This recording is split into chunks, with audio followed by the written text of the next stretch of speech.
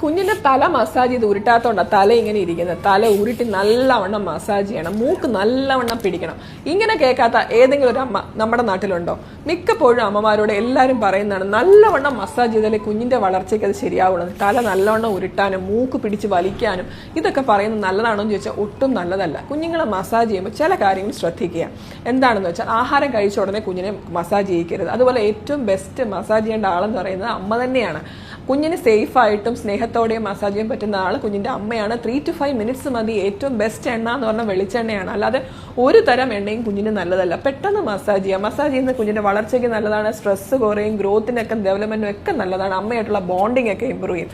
പക്ഷെ ചില കാര്യങ്ങൾ ശ്രദ്ധിക്കുക. തല പിടിച്ച് ഉരുട്ടണ്ട, പതപ്പിൽ എണ്ണ വെക്കുക, രാസ്നാദി പൊടി ഇടുക, പൗഡർ ഇടുക, ഭസ്മം ഇടുക, ഇതൊന്നും ചെയ്യേണ്ട കാര്യമില്ല. പതപ്പ് സാധാരണ രീതിയിൽ അടഞ്ഞു പോയിക്കോളും ഒരു പ്രായമാകുമ്പോൾ.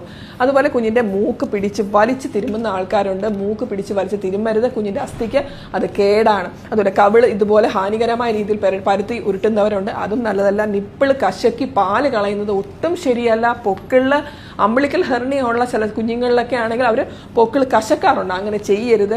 അതിന് വളരെ സോഫ്റ്റ് ആയിട്ട് കുഞ്ഞിനെ മസാജ് ചെയ്യുക. കുഞ്ഞിന്റെ വളർച്ചയ്ക്ക് ഇങ്ങനെ ചെയ്യുന്നത് വളരെ റഫായ രീതി ഹാൻഡിൽ ചെയ്യുന്ന ഒട്ടും നല്ലതല്ല.